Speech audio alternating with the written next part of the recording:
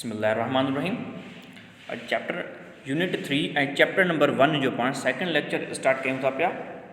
ताचो the land of Asia उन जा कुछ लर्निंग आउटकम्स आहिनि, उहो पहिरियों पाण उन्हनि खां वाक़िफ़ थींदा हलूं। Students will be able to know about rain forest and importance of rain forest, यानी कि बारिशी ॿेला ऐं बारिशी ॿेलनि जी अहमियत जे बारे में बि सिखंदासीं। ऐं उन खां अलावा सेकेंड में चए थो students will be able to know about major deserts of Asia and Gobi desert, यानी कि एशिया जा जेके मुख्य रेगिस्तान या सहरा आहिनि उन्हनि जे बारे में बि सम्झंदा वई। ऐं उन खां अलावा गोबी जेको सहरा आहे, गोबी वारो डेज़र्ट आहे, उन जे बारे में बि तव्हां सम्झंदा वे। नंबर थर्ड में चए थो पियो students will be able to know about Arabian desert, Thar desert and Karakoram desert, यानी कि छा जे बारे में, अरबी रेगिस्तान जे बारे में ऐं थर जो रेगिस्तान ऐं काराकोरम जो जेको रेगिस्तान आहे उन जे बारे में अॼु पाण पढ़ंदासीं। त अचो सभ खां पहिरियों जेको पंहिंजो पहिरियों टॉपिक आहे उहो आहे त रेन फॉरेस्ट। त रेन फॉरेस्ट यानी कि बारिशी ॿेला छा आहिनि, त अचो इन जे बारे में कुझु रीडिंग कयूं। ऐं हिते चए थो त rain forest A rainforest is a thick forest of tall trees which is found in tropical areas where there is a lot of rain. In Asia, they are grown in South and Southeast Asia. They are grown in this area which is near to equator, where the sun shines throughout the year and experiences lots of rain. Abundance of sunlight and rain help them to grow dense. हाणे हिते चए थो त जेको बारिशी ॿेलो आहे वॾनि वणनि सां घाटो झंग हूंदो आहे, यानी कि बारिशी ॿेलो उनखे चइबो आहे जेको वॾनि वणनि सां घाटो हिकु पंहिंजो झंग हूंदो आहे जेको गरम इलाइक़नि में मौजूदु आहे, जिथे मींहं घणा वसंदा आहिनि। एशिया में बारिशी ॿेला ॾखिण ओभर में उसरंदा आहिनि, उहे उन इलाइक़े में उसरंदा आहिनि जेके ख़त इस्तवा जे वेझो हूंदा आहिनि, जिथे सिज सॼो साल चमकंदो आहे ऐं उते मींहं बि घणो पवंदो आहे। सिज जी रोशनी ऐं मींहं जे घणाई उन खे घाटे नमूने फुटण में मदद ॾींदी आहे। ॾिसो साइड ते जेका पिक आहे इहा बारिशी ॿेले जी, यानी कि रेन फॉरेस्ट जी पिक आहे। हाणे अॻे चए थो नेक्स्ट आहे त importance of rain forest. Importance of rain forest में चए थो त rain forest are very important. They supplies oxygen and reduces carbon dioxide. They help stabilise the world's climate and mountain water cycle. They protect the area from flood, drought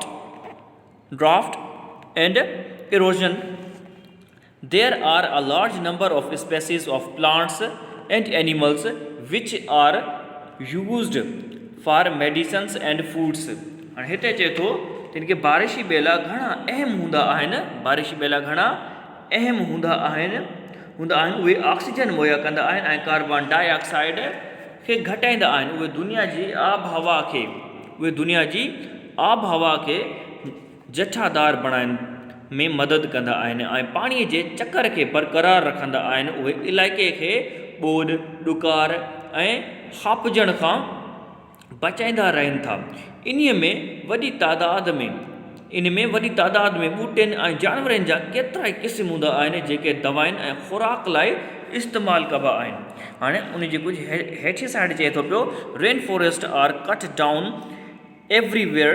now Malaysia is taking measures to preserve rain forest. It rains realise to develop awareness among people to protect the forest. Besides it plants the species of rare trees.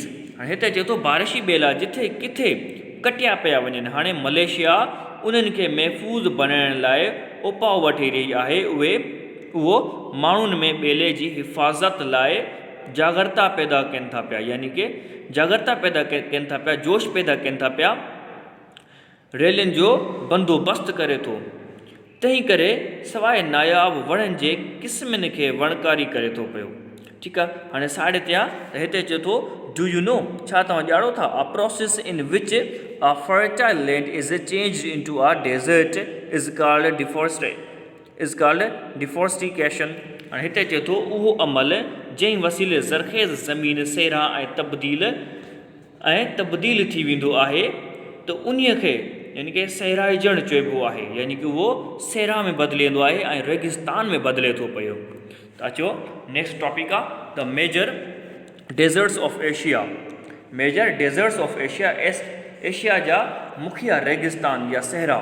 हाणे हिते चए थो त desert is an area with annual rainfall of 10 inches or less than 10 inches. Either it has no vegetation or little vegetation. Therefore, deserts are very hot during summer and very cold during winter. हिते चए थो जे ये रेगिस्तान यानी कि सेरा अहिड़ा इलाइक़ा आहिनि जिथे सालियानो 10 इंच या 10 इंचनि खां घटि मींहं जो मिक़दारु पवंदो आहे, उते नबातात न हूंदी आहे। जेकॾहिं हूंदी आहे त बिना घटि हूंदी आहे। सेरा ऊन्हारे में गरम ऐं सियारे में सर्द हूंदो आहे। त ॾिसो हेठों हे जेको इलाइक़ो आहे एशिया जो आहे, इन जे अंदरि यानी कि इहे जेके 4 डेज़र्ट्स आहिनि, इहे वॾा डेज़र्ट्स आहिनि जंहिंखे गोबी डेज़र्ट जो नालो ॾिनल आहे, थर डेज़र्ट जो नालो ॾिनल आहे ऐं अरबियन डेज़र्ट जो नालो ॾिनल आहे ऐं उन खां अलावा कैराकोरम डेज़र्ट जो नालो ॾिनल आहे। त अचो इन्हनि खे थोरो डिफाइन कंदा हलूं। त फर्स्ट ते आहे त गोबी डेज़र्ट। अचो गोबी डेज़र्ट छा आहे। हिते चए थो गोबी डेज़र्ट इज़ लोकेटेड या चए थो situated in the south of Mongolia and north of China as the area is very far from Indian Ocean. It could not receive rain from it Indian Ocean, thus the desert was formed here. Winds carry desert sand and deposit the sand on fertile land. That is why it is growing every year. हिते चए थो त गोबी dessert या गोबी सेरा Mongolia जे ॾखिण ऐं चीन जे उत्तर में मौजूदु आहे। जीअं त उहो इलाइक़ो हिंदी समुंड खां घणो परियां आहे, तंहिं करे उहो उन खां मींहुं हासिलु नथो करे सघे। इन कारण उहो सहरा में तब्दील थी वियो आहे। उते हवायूं सहरा वारी खणे ज़रख़ेज़ ज़मीन ते ज़ख़ीरो कंदियूं आहिनि, उन करे उहो हर साल वधी रहियो आहे। हाणे उन खां पोइ हेठां था ॾिसो त चए थो त following animals are found in the Gobi desert, यानी कि हिन क़िस्म जा जेके जानवर आहिनि उहे हेठां गोबी डेज़र्ट में मिलनि था पिया। त ॾिसो त जेरबुआ यानी कि साहिली या सहराई कोवो यानी कि रेगिस्तानी कोवो। उते रेगिस्तान में यानी कि गोबी जेको डेज़र्ट आहे उन में इन टाइप जा कोवा मिलनि था पिया। या वरी बैक्टेरियन कैमल यानी कि 2 थूहनि वारो उठ, यानी कि जंहिंखे पुठीअ ते मथां 2 थूह थींदा आहिनि। उन खां पोइ चए थो त गोल्डन ईगल या वरी सुनहरी बाज़। त इन क़िस्म जा उते जानवर उन रेगिस्तान जे अंदरि इन क़िस्म जा जानवर मिलनि था पिया। नेक्स्ट आहे पंहिंजो त अरेबियन डेज़र्ट। अचो हाणे अरेबियन डेज़र्ट जे बारे में कुझु पाण ॼाण हासिलु कयूं था पिया। त Arabian desert is located in western Asia Middle East. The desert has little or no vegetation with hardly any human presence. The Arabian desert was formed because Tropic of Cancer passes through the desert. When the sunlight directly falls on the land, great heat is generated. Besides it, the Arabian Peninsula is located between the Red Sea and the Persian Gulf. These small water bodies do not produce much cool wind. That is why the land remains hot. It is also the reason for scarce vegetation in the desert. हाणे छा चए थो जेको गोबी वारो रेगिस्तान आहे, जेको अरबी वारो रेगिस्तान आहे यानी कि अरबी सहरा ओलह एशिया विच ओभर में वाक़ई आहे। हिन में वण ॿूटा मौजूदु न आहिनि, जेकॾहिं आहिनि त बिना थोरा आहिनि, यानी कि बिल्कुलु घटि आहिनि। उते मुश्किल सां इंसान मौजूदु ॾिठा वेंदा आहिनि। अरबी रेगिस्तान वजूद में इन करे आयो छाकाणि त सरतान जी लकीर यानी कि उतां गुज़रे थी। जॾहिं सिज जी रोशनी ज़मीन ते पोए थी त बिना घणी गर्मी पैदा थी पवंदी आहे। तंहिं खां सवाइ अरबी तुबेटिन ॻाढ़े समुंड ऐं ईरानी नार विच में वाक़िअ आहे। पाणीअ जा नंढा हुजुम यानी कि घणो थधियूं हवायूं पैदा कनि था। तंहिं करे ज़मीन गरम रहे थी। सेरा में घटि वण ॿूटा थियनि था। इहो बि कारण आहे। यानी कि इन जे करे बि इनखे अरबी डेज़र्ट इन जे करे इहो मशहूरु आहे। उन खां अलावा अॻे चओ त जेके अरबी यानी कि समुंड जे अंदरि जेके जानवर पाता वञनि था पिया, जेके जानवर मिलनि था पिया, उहे कहिड़ा आहिनि। हाणे हिते जो the following animals are found in the Arabian desert. हाणे जेके उन ॿेलनि जे अंदरि जेका उन डेज़र्ट जे अंदरि यानी कि जानवर मिलनि था पिया, उहे हेठियां जानवर आहिनि। त ॾिसो हिते चए थो त स्पाइनी टेल्ड लेज़र्ड यानी कि पुछियूं लोॾींदड़ किरड़ियूं, या वरी क्रैकल किटन्स यानी कि नंढड़ियूं जंगली ॿिलियूं, या वरी कैमल स्पाइडर, या वरी उठनुमा कोयड़ो, इहे हितां जा छा आहिनि जानवर हुआ। उन खां पोइ द थर डेज़र्ट हाणे वरी यानी कि थर वारो डेज़र्ट, थर वारो रेगिस्तान।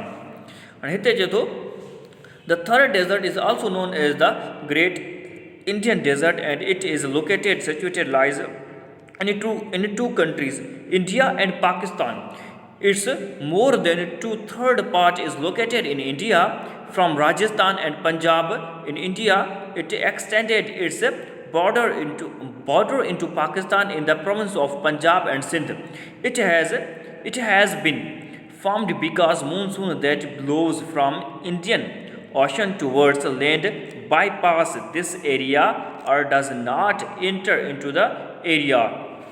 Besides, Arrival Hill is located in a parallel of wind direction that does not help prevents winds to lift up and complete the process of the condensation.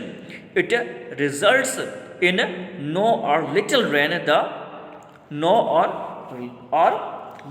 हाणे हिते चए थो थर जे रेगिस्तान खे अज़ीम हिंदुस्तानी रेगिस्तान तौरु सुञातो वञे थो। उहे ॿिनि मुल्कनि यानी कि भारत यानी कि इंडिया ऐं पाकिस्तान में वाक़िअ आहे। इन जो 2/3 हिसो भारत में वाक़िअ आहे, जेको राजस्थान खां पंजाब ताईं पखिड़ियल आहे।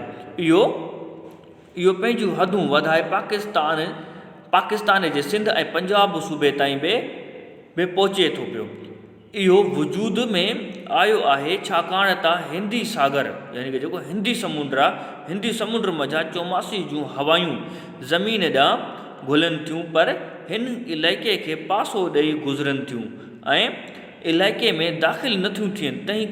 तंहिं खां सवाइ अरावली पर्बत हवा जे मुतवाज़िन रुख में मौजूदु आहे। उहे घिमियल हवायुनि खे ऊचाई ते वञी पूरी तरह ठोस या घाटे थियण खां रोकनि थियूं। नतीजे में उते मींहुं नथो पवे, जेकॾहिं पवे थो त थोरो पवे थो। जेकॾहिं अगरि उते मींहुं इन इलाइक़नि में अचे बि थो त बिल्कुलु ई घटि अचे थो पियो। हाणे नेक्स्ट चए थो the following animals are found in the Thar desert. हाणे हिते चए थो त हेठियां जेके जानवर आहिनि इहे थर जे रेगिस्तान में मिलनि था पिया। त ॾिसो कहिड़ो आहे, फास्पियल वेपर यानी कि चिटकमरो नांग, जेको चिटकमरो नांग थींदो आहे उनखे पाण छा चवंदा आहियूं, फास्पियल वेपर। उन खां पोइ त ग्रेट इंडियन बस्टर्ड यानी कि हिंदी तिलोर ऐं उन खां अलावा ब्लैक बक यानी कि कारा हिरण वग़ैरह। अचो त हाणे पंहिंजो नेक्स्ट आहे त कैराक्रम सहरा यानी कि कैराक्रम डेज़र्ट यानी कि कैराक्रम जो सहरा। इहो पंहिंजो लास्ट में बि टॉपिक आहे।